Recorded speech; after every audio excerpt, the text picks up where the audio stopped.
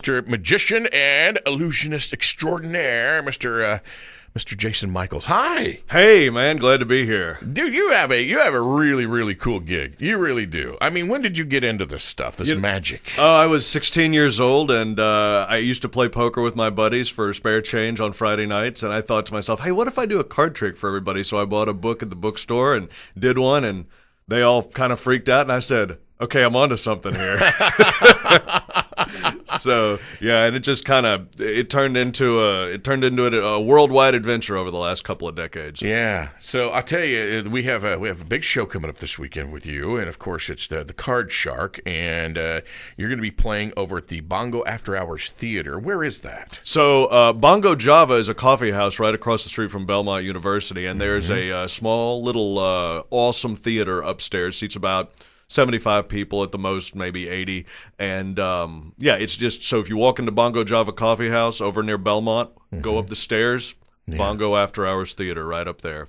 Do all sorts of cool stuff there. And you got a show that's sold out basically tomorrow night, and then Friday and Saturday is open to the general public. Right. How much are tickets to get in? So tickets are $25, and you can, if you're interested in VIP tickets, which are front row, it's $30. But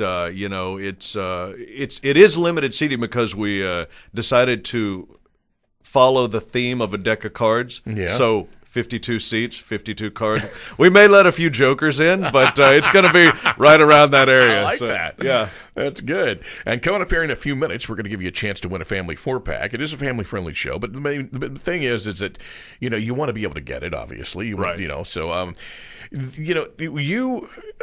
been doing this since you were 16, like you said. So who were some of your influences along the way? Well, I grew up with David Copperfield, so watching him make the Statue of Liberty disappear and stuff like that, of course, you want to be him. But I got started with sleight of hand, card tricks, and so I've done some of that larger stuff, but this specific show is more of a David Blaine type of show where it's a little bit more like that, super interactive. Yeah. Lots of people are involved. It's called sleight of hand, and it's the practice of being able to manipulate small objects like a deck of playing cards or coins or stuff like that. And when the magic actually happens to you, when you're holding the card and then all of a sudden something really cool happens, those are the best responses in the world. They really are. Oh, it's great. I love David Blaine. I think his, what they call his street magic, basically.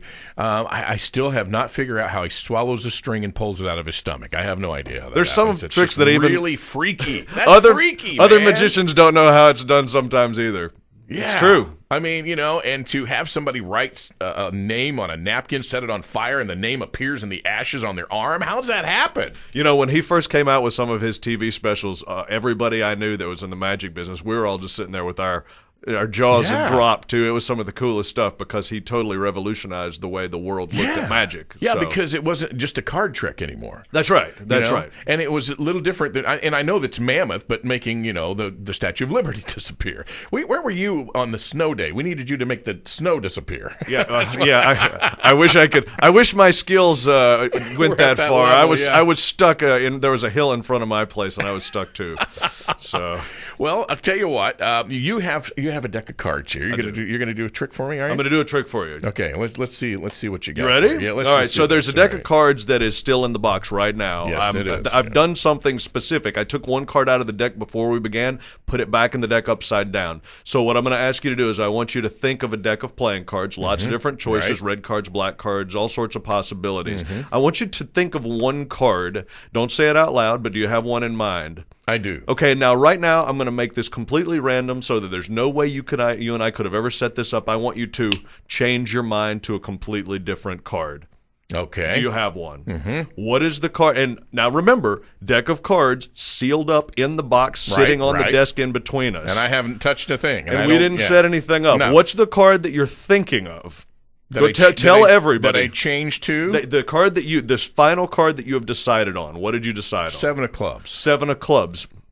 Now, remember, I told you before we began, I took one card, the Joker doesn't count, the one card, and I took it out of the deck and I reversed it. You sure did. In did. this pack of cards, you said 7 of clubs, not 7 of spades, That's right? exactly right. There is one card upside down in the pack. I'm showing it to you. I'm going to hand it to you. I want you, tell them one more time what your card was that you thought of and then take a look. Holy cow! Is that the 7 of Clubs? It is. That's right. Oh my gosh! Yeah. How did you do that? Well, I got to tell you, I didn't touch this deck of cards. You just walked in the door and put it on the table. Do I need to tell you what my first thought was? Do I need to tell you that? You can. It was the 3 of Clubs. Was it? Yeah. I guess it's good that you just changed your mind. Yeah, now. I guess it is. But this is the type of stuff that we do in the show. Super interactive. That is absolutely amazing. It happens to you.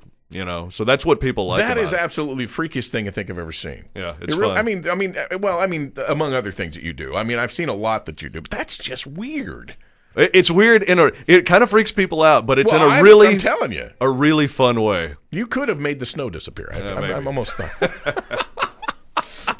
All right, so I'll tell you what we're going to do. We're going to give away a family 4-pack here. If you get on the rap line here, 855-945-ROCK. 855-945-7625. I'll give you a family 4-pack coming up to go to the show. CardShark is going to be happening on Friday and Saturday at the Bongo Java After Hours Theater. And if somebody wants tickets in advance, there's a website or something you go to? Yes, please visit the show website, which is cardsharktheshow.com. And there's all sorts of stuff on there. They can see what the show looks like and details, tickets, all that stuff. CardShark the show. That's just absolutely amazing. I mean, and I've seen other things that you do that's just as good. But, I mean, I didn't touch a thing. That's weird. That's awesome. Okay, you're weird. All right, that's all there is to it. All right, 855-945-ROCK. We will take caller number 9 right now on the rap line. Oh, it's Magic Pilot on Hippie Radio, 94.5, 6 before 9. Good morning. That was awesome, dude. Yeah. I swear to God, I'm going to fake him out. I know I'm going to get it right. I thought, this is awesome. Okay. Off to the telephone we go here this morning at Hippie Radio 94.5. Good morning, Hippie Radio. Hi, who is this? Cynthia Baker is a winner today. She's going to go see CardShark, the show, with Jason Michaels. Do you like magic? Isn't it fun? It is. It's just fun, isn't it?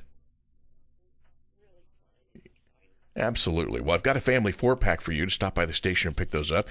Show is going on coming up on Friday and Saturday at the Bongo After Hours Theater. And, of course, I'll give you the exact address. That is at 2007 Belmont Avenue here in Nashville. So, of course, thank you for playing, and you have a great time at the show. Okay, Cynthia? You have a great day. Bye-bye. All right, so she's off and running here. And Jason, thanks again, man, for coming in. That's just unbelievable what you do. You and I have had some conversation about magic before, and I remember one time I was telling you about a guy who gave me a fake thumb that helped me do a trick, and I lost it. I got to find another one. That's such a cool trick. Maybe I might know a guy who can take care of you on that. Yeah, I don't know. Yeah. Okay. All right. Wonder who that would be. Yeah. Anyway, so and if anybody who's inspired by magicians and things of that nature, some youth kid, somebody out there, how do you get involved in this stuff? I mean, is there stores around you can go buy tricks and learn how to do things? Yes. I mean, we used to have stores here locally. There's not one at this very moment. There are some places online that you can go. A lot of people start there. What I would recommend, the best way to learn magic is to learn from other people. I would recommend looking up the Nashville Magic Club online. Oh, cool. It's a local group of hobbyists and professionals and amateurs and people who are just interested in the subject. And it's a great club for anybody who likes magic. If you're interested in learning magic, if you're young, if you're older, you just look up the Nashville Magic Club and then come out and visit, because I'm there quite often myself. I can't imagine why.